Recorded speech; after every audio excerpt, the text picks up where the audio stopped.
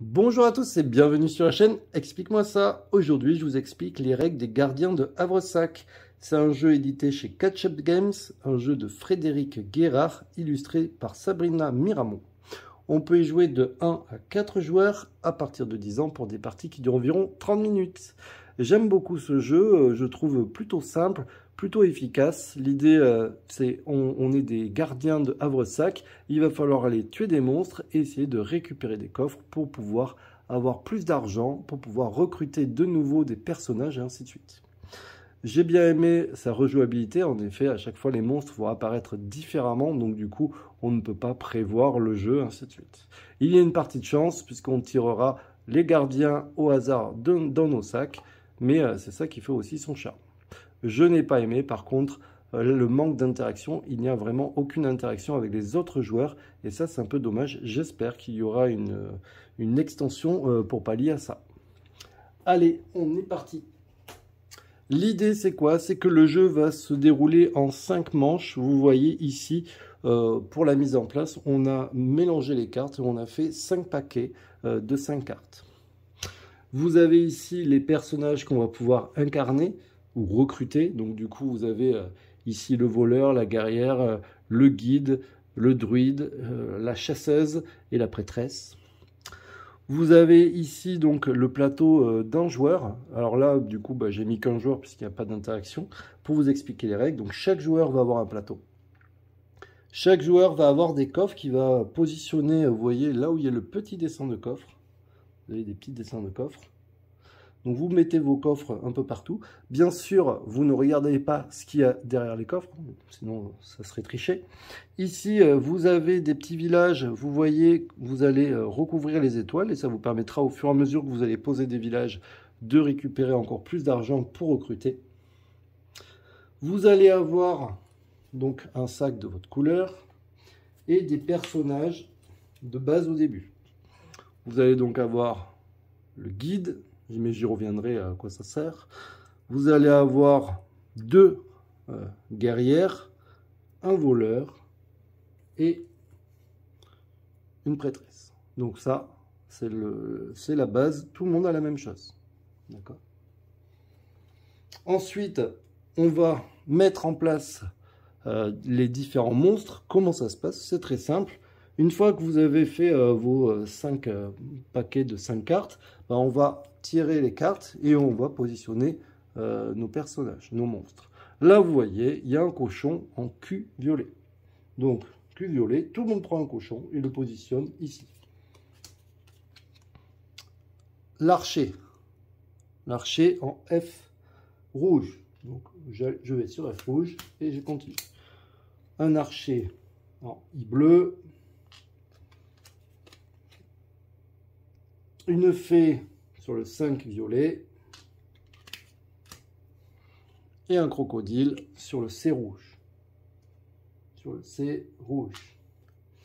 Vous allez voir qu'il reste 3 cartes. Ces 3 cartes, il faudra bien sûr les mettre de côté. Et elles vont vous permettre de mettre 3 personnages autour du château. En effet, au début, on va commencer au niveau du château. Donc du coup, on vous met des personnages au début autour pour pouvoir les récupérer facilement. Donc, on va mettre un archer sur le numéro 1, une fée sur le numéro 2 et une autre fée sur le numéro 3. Voilà, donc là, on a préparé notre plateau. Chaque joueur va aussi prendre son pion et va le mettre sur le 0 ici. Et ici, vous voyez, vous avez un système pour compter les points. Attention, le comptage de points se fait dans ce sens, vous voyez. Sinon, on peut faire des erreurs. Donc maintenant qu'on est parti, je vais vous expliquer un petit peu les différents personnages qu'on va pouvoir avoir, leur pouvoir et comment ça se fonctionne. Alors, nous avons le voleur. Vous avez sur chaque carte personnage leur coût, en haut à gauche. Donc celui-ci coûte 5 pièces. Si je veux recruter, à la fin d'une manche, on va pouvoir recruter des personnages en fonction de l'argent qu'on a. On va pouvoir le dépenser, on va pouvoir en acheter plusieurs du moment que vous avez de quoi payer. Donc lui coûte 5 pièces. Il vous permet de vous déplacer de 3 cases. Alors c'est de 1 à 3 cases, hein, vous n'êtes pas obligé de faire 3 déplacements. Et vous voyez, il permet d'ouvrir les coffres. C'est le seul qui peut ouvrir les coffres. Ça veut dire quoi? Ça veut dire que si jamais, admettons, je ne sais pas, j'avais un personnage ici, à chaque fois, on va pouvoir partir soit du château, soit d'un autre personnage déjà positionné, ou alors d'une tente. Mais j'y reviendrai pour vous expliquer, d'accord?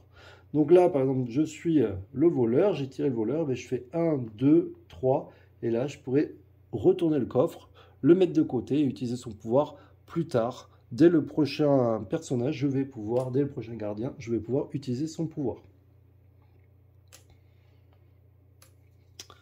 Vous avez ici la guerrière. Elle coûte 4, elle se déplace de 2 et vous voyez, elle a une épée. En effet, c'est la seule de base qui va pouvoir vous permettre de tuer des personnages. Elle part du château, se déplace de 2, 1, 2. Vous voyez, elle va tuer ici la fée. Les fées, on les mettra ici, les monstres, on les mettra ici. D'accord? Donc du coup, c'est la seule qui peut tuer, sauf si jamais vous avez un personnage qui a récupéré dans un coffre une épée, que vous avez une épée ou un arc, vous allez pouvoir donc en tuer. Mais sinon, par défaut, les personnages n'ont jamais le droit d'aller sur une case de monstre s'ils n'ont pas une épée ou un arc. Vous n'avez pas le droit non plus d'aller sur l'eau, sauf cas exceptionnel, j'y reviendrai. Donc vous ne pouvez pas traverser ni aller sur l'eau. Et chaque personnage, quand il arrive dans une forêt, que ce soit une grande forêt ou une petite forêt, il termine son déplacement. Même s'il lui restait du déplacement, il est obligé de s'arrêter ici. D'accord? Donc ça, c'est assez important. Vous avez le guide. Il coûte 4, se déplace de 2 et il pose la tente. Effectivement, comme je vous expliquais tout à l'heure, lui, il est très important. Pourquoi? Parce que à chaque fois on repart du château, ça va être un peu embêtant pour aller tuer les monstres au fur et à mesure qui sont sur les côtés. En effet, au fur et à mesure, vous allez vous déplacer, par exemple. Et donc, du coup, quand vous serez là, à la fin d'une manche, vous allez mettre une petite tente ici. Et donc, du coup, vous pourrez partir du château ou de la tente. Donc, c'est assez important, ce personnage. Vous avez le druide. Alors, vous voyez que lui, on ne l'a pas au début. Il coûte 7, donc il coûte assez cher. Permet de se déplacer de 4.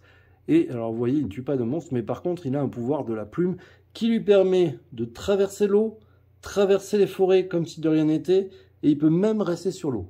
Très très utile. Attention, bien sûr, il n'a pas le droit de traverser les monstres. Elle est très puissante aussi. Elle coûte 7, on l'a pas au début, c'est normal. Elle se déplace de 2 cases, et vous voyez, elle a un arc.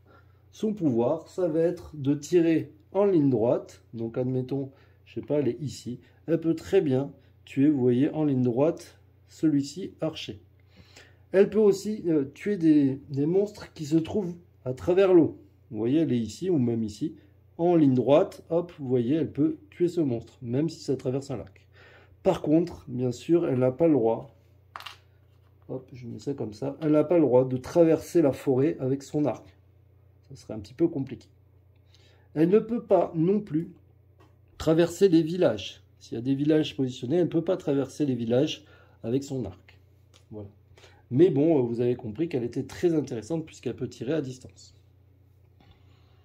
Ensuite, nous avons ici la prêtresse. Alors elle aussi, elle est très très efficace. Moi, je m'en sers énormément. Pourquoi? Parce que la prêtresse, elle a un pouvoir assez puissant. C'est que soit elle se déplace de 4 cases. Alors là, vous voyez, c'est pour ça qu'il y a un trait comparé aux autres. Soit elle peut remplacer un pion. Donc soit vous décidez de vous en servir pour vous étendre. Par exemple, là je suis là, 1, 2, 3, 4, je viens ici. Ou alors je peux décider de remplacer ma guerrière, ou n'importe quel personnage, sauf elle, bien sûr elle ne peut pas se remplacer. Et du coup, votre guerrier ou votre guerrière, vous la remettez dans votre sac. Du coup, ça veut dire que vous allez pouvoir le réutiliser. Donc ça, c'est vraiment puissant. Et le voleur, on l'a déjà fait. Donc là, vous connaissez tous les pouvoirs des personnages. Vous allez voir que là, je vous explique la phase été, le jour, pardon, et il reste aussi la phase nuit, avec des pouvoirs différents. Donc vous voyez que la rejouabilité est vraiment énorme. Donc là, maintenant, on est parti. Je vais commencer une partie pour vous montrer. Donc on est parti. Chaque joueur va prendre dans son sac un personnage. Hop. Là, j'ai le voleur. Donc lui peut se déplacer de 3 cases. Il n'y a pas de coffre à 3 cases, donc du coup, je vais faire 1, 2, 3.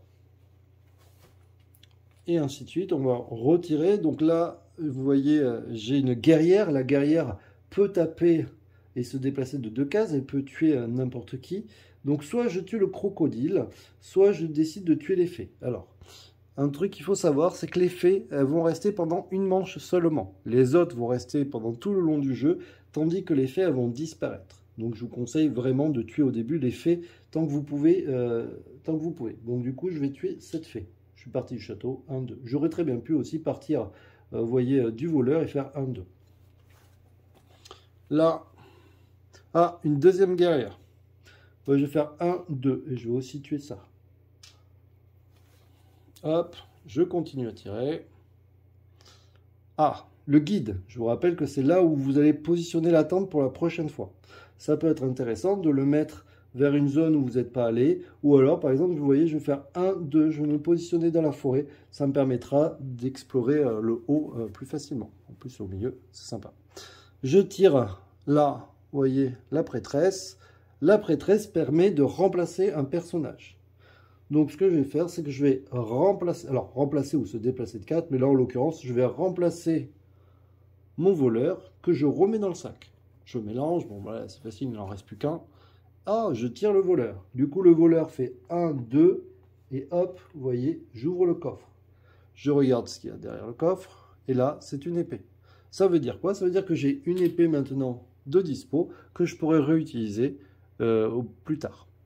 L'épée, ça permettra à n'importe quel personnage de tuer un monstre en y allant. Ça y est, je n'ai plus de pions, je n'ai plus de jetons, donc maintenant on va compter les points. Comment on compte les points? On va regarder si j'ai tué des monstres. Là en l'occurrence, j'en ai pas tué.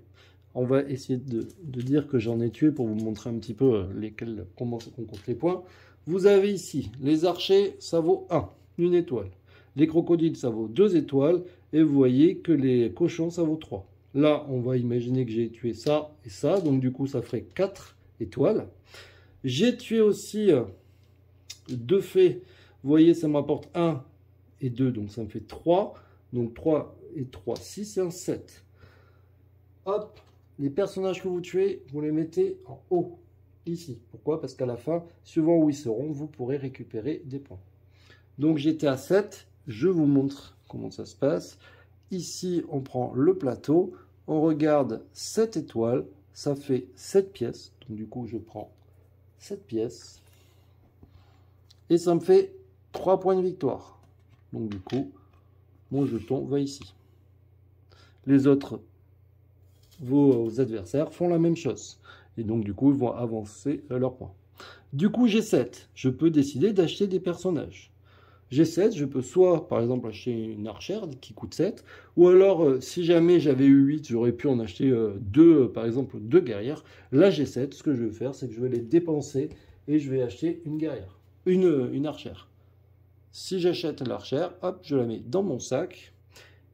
Là où il y avait le druide, je vais mettre une tente et je récupère tous mes personnages. Toutes les fées qui n'ont pas été tuées lors de ce tour disparaissent. Les autres monstres restent. On est maintenant à la manche 2. Eh bien, on est parti. On prend ici une fée en 6 violets. Je sais pas où c'est. Là. Ok. Un cochon en dés rouge. Très bien. Une fée en 3 bleus. Un archer en B rouge. Et un archer en A rouge. On voit qu'il va falloir vraiment aller là. Et donc du coup, on est reparti pour une manche. Donc, vous voyez, ça va assez vite. Je ne vais pas continuer la partie jusqu'au bout. Mais ce que je vais faire, c'est que je vais vous montrer un petit peu comment on compte les points. Pour cela, je vais avancer un petit peu dans la partie. On va imaginer qu'on est à la fin de la dernière manche, vous voyez, et donc du coup, on va compter les points. Du coup, comment ça se passe? Bon, les fées, vous avez compris, à chaque fois, on regarde la dernière fée qu'on a positionnée, on regarde les points ici. Là, j'en ai 2 roses, ça vaut 3 points chacun, donc ça fait 6. Les crocodiles, 2, 8, 9. Donc du coup, il faut les mettre ici, très important. tac et tac. 9. Ici, on va regarder les villages. À chaque tour, même si vous n'avez pas construit de village, on regardera toujours, ça vous rapportera des points. 9, là c'est 4, 9, 10, 11, 12, 13. Donc du coup, on est à 13. Donc 13, ici, 13, vous voyez, ça fait 10 pièces d'or, mais l'or ne rapporte rien au dernier tour, donc pas la peine de les compter. Et ça fait avancer de 6 cases. Donc je passe à 26. Ensuite, on va regarder le nombre de coffres que j'ai eu. Que je les ai utilisés ou non, j'en ai 3. Ça fait 2 points par coffre. Donc ça fait 6 points de plus. On passe à 32. On va regarder ici les monstres, là où il y a des couronnes, la dernière couronne masquée. Donc là, on n'a pas les 6 couronnes. Par contre, vous voyez, on a 4 couronnes. Donc du coup, on va marquer 4 points de plus. Hop, on passe à 36. Voilà, vous avez compris, j'ai 36 points. C'est tout ce qui compte. Donc du coup, c'est assez intéressant de le faire dès le début, les villages, d'en créer le maximum pour pouvoir récupérer à chaque fois des étoiles. Donc à chaque fois, vous récupérez des étoiles. Et je vais vous montrer un petit peu ce qu'il y a sous les coffres. Sous les coffres, qu'est-ce qu'on peut trouver? On va pouvoir trouver un filet. C'est un filet à fée. Ça veut dire quoi? Ça veut dire que une fois qu'on est positionné, par exemple avec un personnage, voilà, même je vais me mettre ici, à 2 cases, on va pouvoir attraper des fées. À 2 cases, vous voyez, 1, 2 cases, c'est bon. Pas en diagonale, je vous rappelle toujours. Mais par contre, si jamais il y avait une fée ici, bien sûr, ça marcherait. Une case, 2 cases, je peux attraper une fée. Donc le filet, c'est un filet, pas à papillon en fait, c'est un filet à fée. Donc ça permet de la capturer directement. Nous avons ici, hop, 2. Vous voyez, 2 étoiles. Bah, tout simplement, au tour où vous l'avez récupéré, si vous aviez 5 étoiles, bah, vous comptez 2 de plus. Donc vous avez 7 étoiles. Et c'est vraiment au tour où vous l'avez récupéré, vous ne pouvez pas l'utiliser plus tard. Vous avez l'arc. Bon, l'arc, c'est comme la chasseuse, vous avez compris. L'idée, c'est que vous allez pouvoir tirer à distance avec n'importe quel personnage. Vous avez le marteau. Le marteau, c'est pareil que le filet. Ça vous permet, sauf de réparer, vous allez pouvoir réparer à 2 cases. Admettons, je suis positionné ici. J'ai pas réussi à aller jusqu'ici, mais du coup, 1, 2 cases, j'arrive à réparer. Donc du coup, je peux réparer la ville. Donc le marteau est assez utile. Ça, on l'a déjà vu. On a aussi l'épée. L'épée, ben, vous avez compris, n'importe quel personnage peut tuer un monstre en allant sur cette case. L'épée aussi. Les chaussures, ça vous donne 2 déplacements pour n'importe quel personnage.